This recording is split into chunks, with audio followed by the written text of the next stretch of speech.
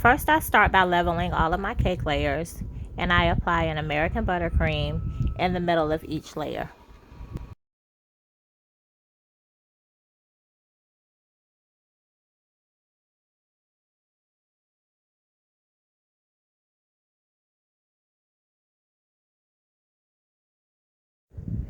I place saran wrap over each of my cake layers and I place them in the freezer. Saran wrap allows for the cake to preserve its freshness.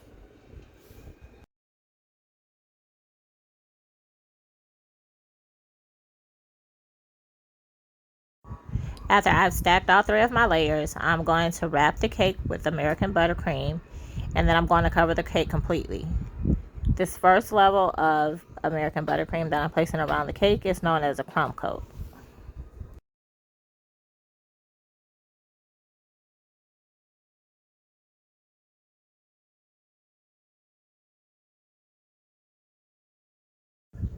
I will normally apply 2 to 3 layers of crumb coat before I start decorating the cake. I just used the same American buttercream recipe, but I've added pink food coloring to get this color for the cake. Run your cake smoother under hot water to get a nice smooth finish for your buttercream. Don't forget to scrape the top edges of the cake so you can have sharp edges.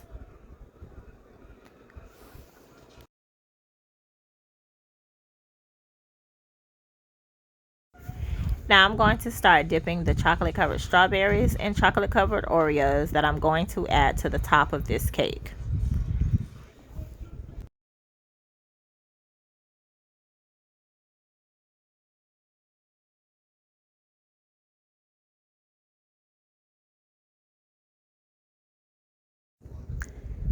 I used Wilton chocolate melts, and I also added a little bit of Crisco cooking oil to the chocolate melts and placed them in the microwave for 30 seconds. After 30 seconds, I took them out, I stirred them up a little bit with a spoon, then I placed the chocolate melts back in the microwave for another 30 seconds until I got a nice smooth consistency.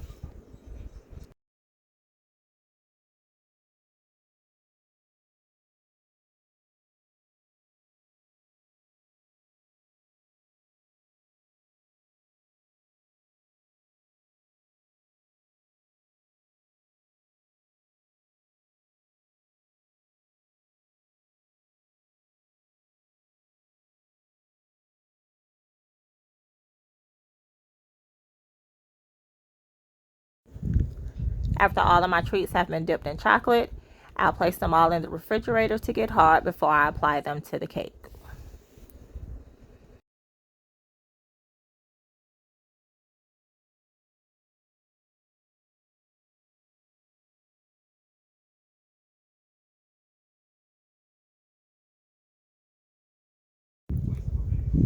After the chocolate covered treats have hardened in the fridge, I take them out of the fridge, and before I add a drizzle to them, I'm going to add a little splash of gold just to give it a cute little jazzy look.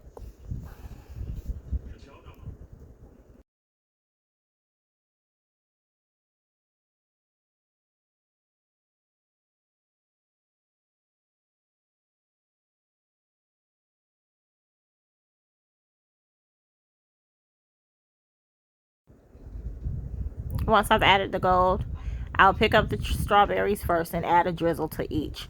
And then I'll add a drizzle to the chocolate covered Oreos as well.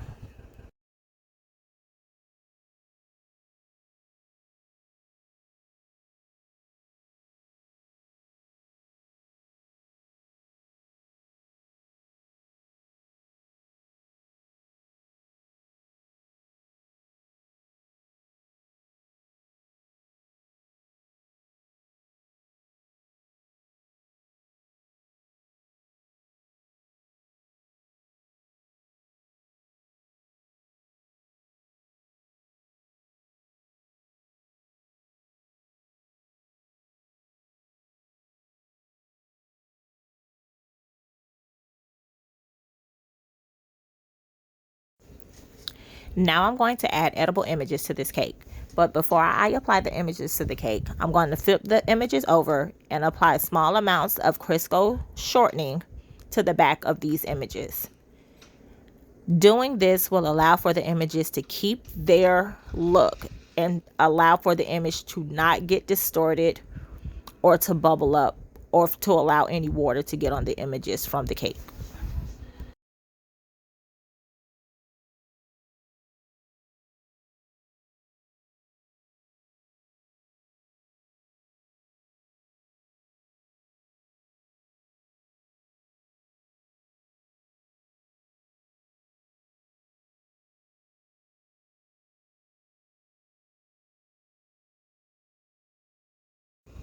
Once all the images have been applied to this cake, I'm now going to apply a gold drip to this cake. I am starting off with a yellow base, but we'll paint this gold once this chocolate completely dries.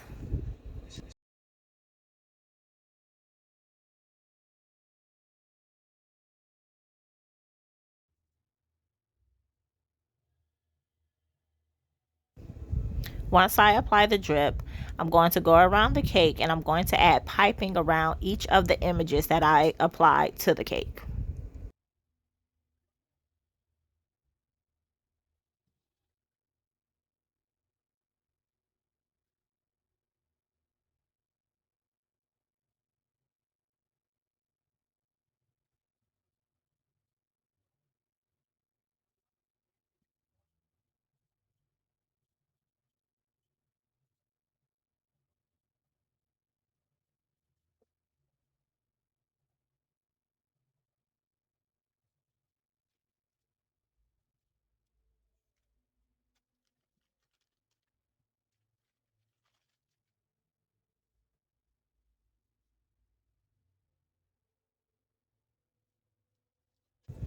Once I'm done with piping the images, the yellow drip that I applied earlier is now hard and I'm able to apply the gold coloring to it.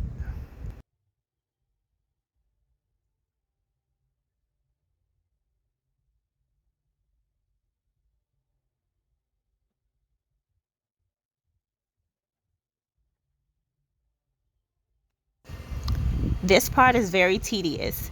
Now, as you now have to go around the cake and paint all of the yellow drip gold. You want to be extra careful as to not get any of the gold onto the cake and only paint the yellow.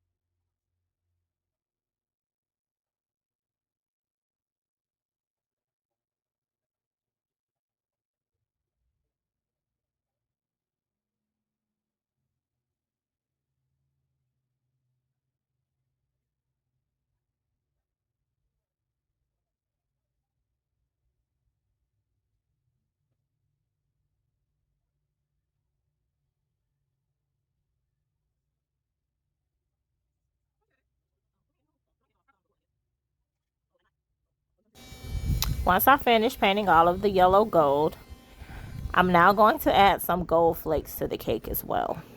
You can never have too much gold, right?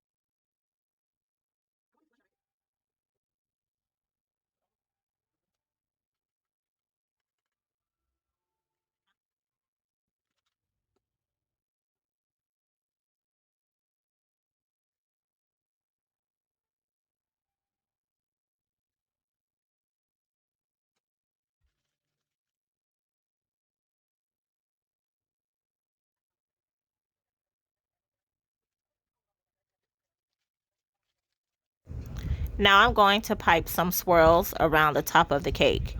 I'm doing this because I need a base to apply my chocolate covered treats to in order for them to stay on top of the cake and not shift.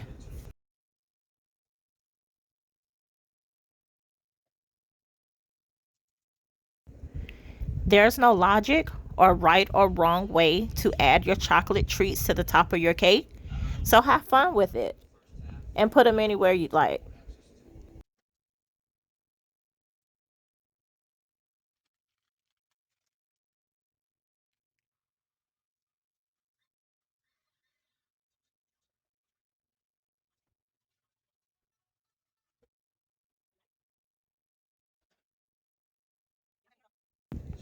Since this is a Louis Vuitton cake, I wanted to add a few LV small chocolate charms to put on top of some of my treats, but unfortunately, the pieces of my chocolate broke. So I'm going to try this again.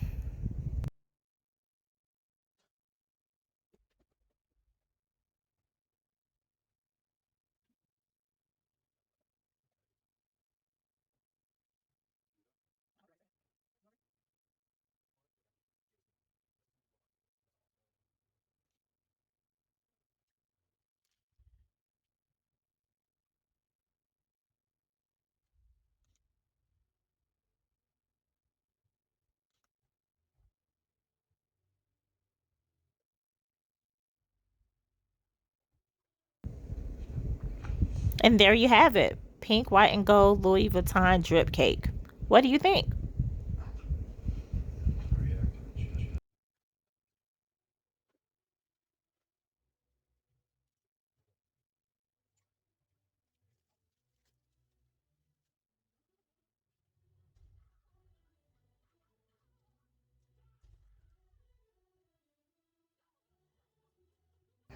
Oops, can't forget the happy birthday topper.